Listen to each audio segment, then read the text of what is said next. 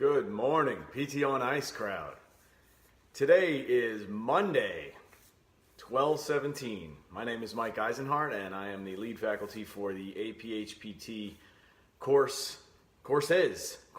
And today I'm going to talk a little bit about signs of hope. So it is 8:30 sharp, I believe. Yep, I got 8:30 by my watch, and it's Monday, so that means it's time for a little Monday with Pop. So thanks to those who can jump on and join me. I'm happy to be here on time, this week. It's been a couple of weeks since I've been able to nail down the time, but I'm happy to be here.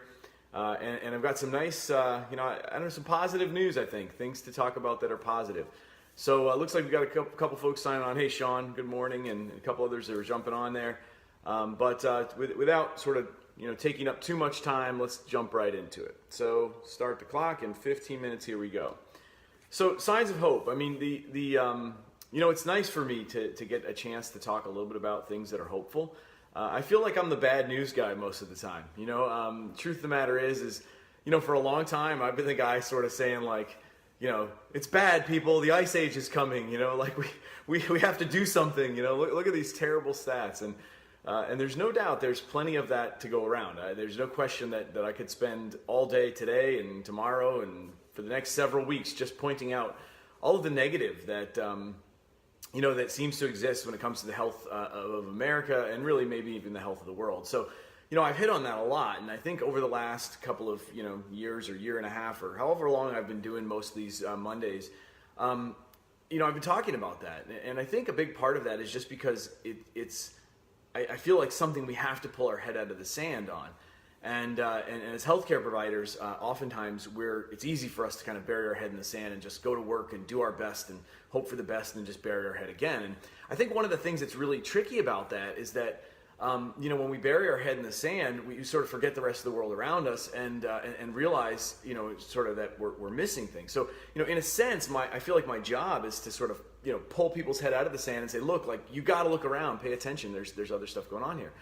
So it's always helpful for me, or really just refreshing, and hopeful, maybe more than helpful, to see these little nuggets, things happening when you look around and you go like, wow, I think we're getting somewhere. Like the wheels might be catching a little traction, we might actually be getting somewhere. And this weekend for me was one of those times. And I guess I want to share it and point it out in hopes that maybe you'll look around today and for the next couple of weeks and just see that there are really some very hopeful signs. And that's awesome.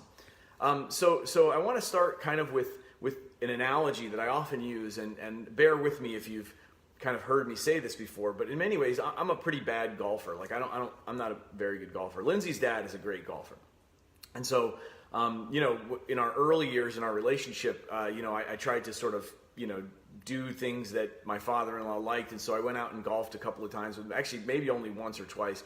And, this guy's good and I'm really not. And so I started to realize when we were out at Lindsay's sister's wedding, so we had spent some time, they had a wedding out in Hawaii, and it was awesome. It was a great time. Told me a lot about how much I rely truly on the watch because I got rid of it for a week and all sorts of things broke loose in my life. But the bottom line is I went out and I golfed with her dad and future, brother-in-laws and all that kind of stuff. And I can remember distinctly like hitting this lucky scenario, right? Like I was in a sand trap, no surprise if you're a golfer, and I'm a terrible one, you spend most of your day in a sand trap. I'm in this sand trap and I just kind of relaxed and let go and just hit the ball. And I hit it and it was good. And the thing came out, beautiful trajectory, stuck it on the green. And the looks on the faces, like everybody kind of like looked at me like, wait, was that Mike? Like Mike just hit that shot? And, and I can remember her dad kind of walking up to me and saying like, wow, that was a beautiful shot. And I kind of laughed, and said like, yeah, well, that won't happen again. And it didn't happen again. But I liken that moment to a lot of what we do in population health and prevention, right? Most of the time you're in the sand, you're whacking at it, you're not doing well, you're in the bunker, you're out of bounds, you're in all these kind of rough, spots, and there's all sorts of negative about the situation. And every once in a while, you hit one, and when you hit one, you hit it right, and most of the time it's because you just kind of stop thinking about it, you just let go, and you just hit the ball. And when that happens, all of a sudden you go, oh my gosh, we can do this, like it's possible. Like, look, did you see that? Like, I can do it. And then you kind of go back to work for a while refreshed and you hit it for a while. In many ways, I think that's what today is about, at least for me.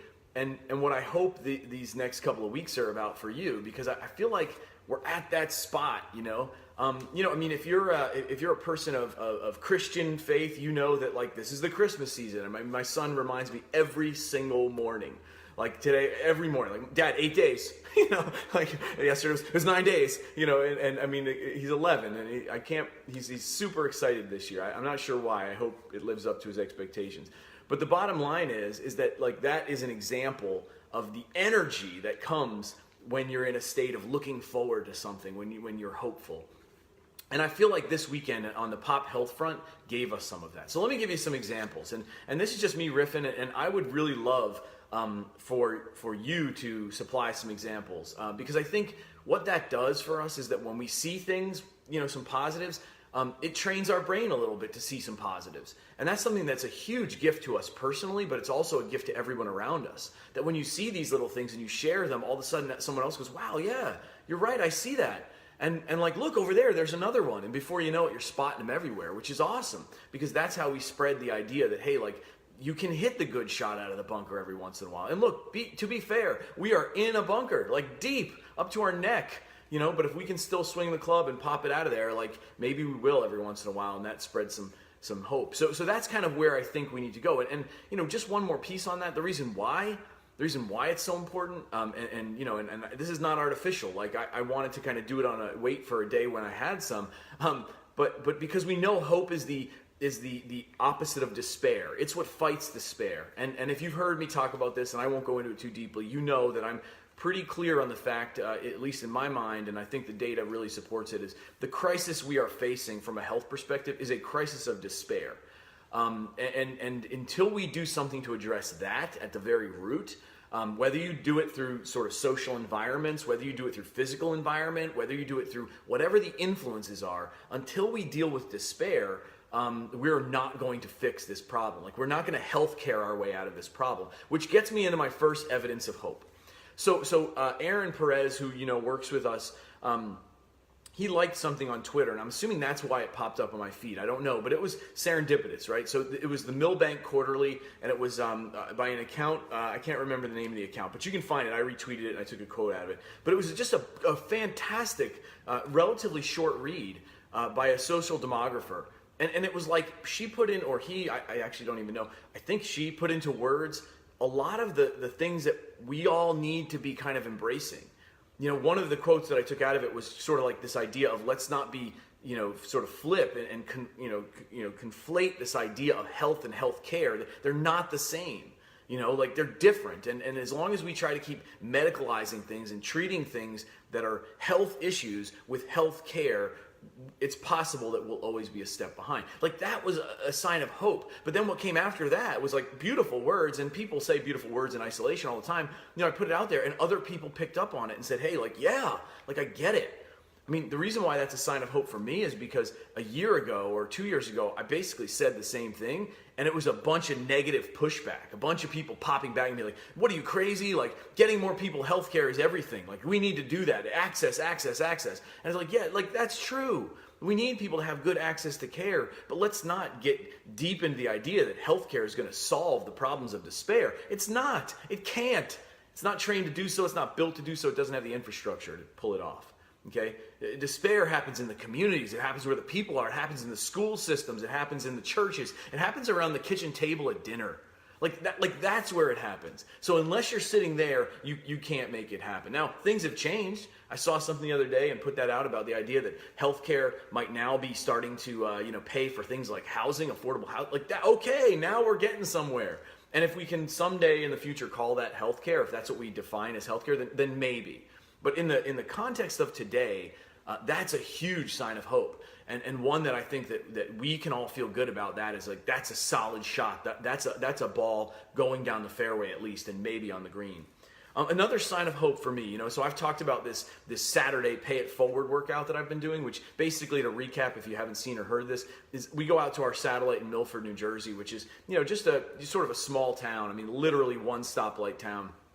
And I just kind of go there and work out 9 o'clock to 10 o'clock on Saturday mornings, and I open it up, right? And you know, it's not gaining a lot of traction, but it's gaining a little traction, and people are starting to talk about it and see it. And what I've tried to do is position this as kind of like, all right, I'm going to get the most out of the time, so I'm going to get a good workout, but I'm also going to be teaching my 11-year-old son how to work out appropriately and how to program and teach him about exercise, because I feel like that's not something we're really doing as a society. We're telling people we should, like, hey, everyone should exercise, but then we're not giving them, you know, good instruction on how to do it and how to scale it appropriately. So then a week or two ago, my brother sort of conspired with me, and this is a pattern in our life. You know, we sort of conspired together and said, hey, let's see if we can pull Dad into the mix a little bit, right? Like, it would be good to have him involved, and maybe he'll join us, right? My dad's 70 plus years old, and you know, I mean, he's not like a lifter, or like this is not his thing, but you know, he's usually up for a challenge, and that's just kind of like how we were raised. So he was up for it. He said, yeah, I'll do it. So, you know, my brother was there on a weekend that I couldn't be there, and he sort of did it, and I did it last weekend when he couldn't be there, and then this weekend was the first time that we were all together. So it was me and my son, my brother and his son, who's 4, and our dad.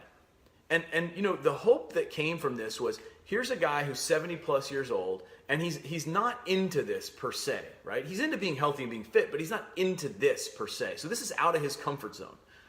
And we put the band on the pull-up bar, and I got down and I squatted down and helped him put his feet into it. And this guy banged out 3 sets of 7 pull-ups with band assist and me spotting him.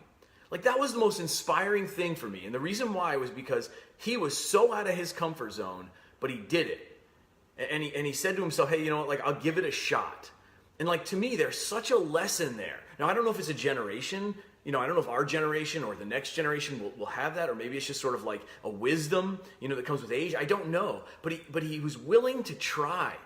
And I feel like that is a sign of hope, and a really big one. And I feel like more of us can benefit from that. Like, I wish, without losing the intimacy, I wish I could have recorded that and put it out there and said, hey, like, you know, like I hope everyone has this, you know, in their life, this willingness to put themselves out a little bit and try something, you know, with the trust of the people they care about around them. You know, someone who's gonna, don't worry, I've got you. Like, it's gonna be okay, but you're gonna have to push out of your zone. And so I hope, like, that to me is a sign of hope. And so I took that very, you know, like, wow, like, we're getting somewhere, you know, if we can learn from that sort of a thing. And the reason why, I think, to bring it full circle, is because my 11-year-old and my 4-year-old nephew got to sit there and watch. Like talk about modeling. So where's the lesson for that for our healthcare providers, for all of us? It's if we make a habit of this, right? Like, if we're willing to go a little bit outside of our comfort zone, our patients and colleagues and friends see that. And when they see that, I mean, there's nothing more powerful than social proof. They see that, and they see us, you know, not afraid to fail, or not, you know, entirely, but then they're willing to try a little bit. And what that comes down to a little bit, you know, kind of full circle, is, you know, on the APHPT world this past week, Sarah Cruiser, who, if you've met Sarah, you know, I'm sure you're impressed. I mean, this is just, you know, there are great people in the world, and like, in my mind, she's one of them, right? And like, super bright, intelligent, articulate, and cool. And she put this post up, and it was just such a compliment, and it was really about her doing that. And I'm not going to steal her thunder. I hope someday maybe she'll write a blog about it, or maybe we'll get her on here and let her talk about it at some point. But it was just such an awesome idea. It was like her extending herself in a situation of care, and then coming back to the group and talking that through. And the response was awesome. Like, I mean, just the response from the group was awesome. It was like such a great sign of hope, and I feel really, really lucky to have friends and colleagues who do that, who put themselves out. Another sign of hope, and I only have 2 minutes left, and I want to, you know, kind of bring it back around, is this idea of colleagues starting to formally band. You know, now if you've, sort of been around the ICE sort of group tribe long enough, you've inevitably heard multiple people, which started with Jeff, saying, you know, locking shields, right? Like, that idea of coming together and locking shields. You've heard of that. But now I'm starting to see it. You know, like, it was an idea, and it was kind of like passive, I think, in the beginning, or at least that was my observation. It was like people agreed with the concept, but didn't quite want to do it, or weren't sure how to. And now we're seeing change on that. You know, and one of them, I think, I can't sort of not take the time to tip my hat, is to folks like Jeremy and Megan and Allie, who are doing this now with the coursework. You know, we put our heads together and said, how can we deepen the experience on the APHPT educational front? How can we make this better? How can we find a way to sort of refine it? Like, not everyone wants to be in the employer space. So we have to find a way to go deeper, go bigger, go wider, truly like that blue ocean idea. Like, go find the new deep ocean that we can kind of put the boat in the water. And they came back with some awesome stuff. I mean, if you saw that video that the three of them kind of put their heads together, Jeff and Jeremy and Ali, I mean, last time I looked, it had like well over 1,000 views. I mean, like, it's awesome. And the reason why it's awesome is because it gets us to that next developmental step. Like, it's another step in the progression. It's instead of just a toe in the water, right? But perhaps more than all of that, right? More than any of that, I think is the leap of faith of that group. So I don't know, people don't typically get the backstory, but here's the backstory, right? So Jeff and Ali and Jeremy and I kind of, and Megan, over email, we're trading kind of emails. And then Jeff and Ali and I sort of sidebarred and said, hey, how are we going to pull this off? How are we going to actually pull this off? And one of the themes that came out, which was it was awesome. It was this idea of we've got to make it easier. Oh, there's my time. I'll shut up quick. Okay, we've got to make it easier for more people to get in the game. Like, we have to find a way to lower the barriers. I mean, that's a theme that is pervasive in the world of prevention and health promotion, right? I mean, like, everyone knows that, like, our number one job is not necessarily to do, it's to make it easier for someone else to do, right? Like, it's this idea of efficacy. Like, how do I make it easier for you to succeed? If I'm doing that, I'm doing my job, right? However, we were looking at it on the educational side, and that was like, that was a leap, to say, hey, let's make that intro course like next to nothing. Like, let's lower the bar and hope that people will, be able to put a little bit forward and try to get engaged somehow. And we'll see. But the signs of hope, I think, are the fact that there's so much traction. People are coming back and going like, hey man, like, yes, like, that's awesome. So I guess I'll leave it there. I'm over time. But here's what I want you to sort of take away, right? The most important thing in my mind is that this gives us that opportunity to say, look, the ball is going down the fairway. If you're a golfer, you'll appreciate that. I'm not a golfer, but you get the concept, right? We've hit a couple of good shots. There's a new year like right around the corner. So even if you've had a tough year, like, we're almost there. It's a new start. It's a new refresh. We get an opportunity. Like, yeah, you can go the sort of the silly way and make a resolution or like try to, develop. Like, okay, that's all wonderful. But if nothing else, just look around. Just pick your head up today, look around, and try to spot a couple of signs of hope. And when you do, I would encourage you, please share them. Put that on your media. If you're a social media person, put it out there, right? If you're, if you're a person who, works in a healthcare system, talk to a colleague. I saw this great thing today, man. It made me so hopeful. Because the minute we do that is the minute that the next person can carry that and the next person can carry that. And you'd be shocked how powerful that can be. That ripple effect is huge. All right, I'm over time. I'll shut up. I mean, obviously, this is something that, I guess I'll just leave it. It's nice to be positive. It's nice to have some positive things to talk about.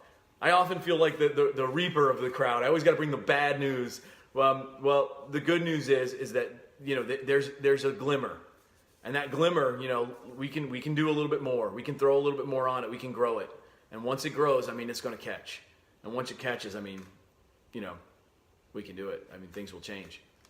All right, it's only Monday. Have a great week. I hope you have a great week. I hope for you that you find some hope in the situation because the signs are out there. Have a great week. Make it count.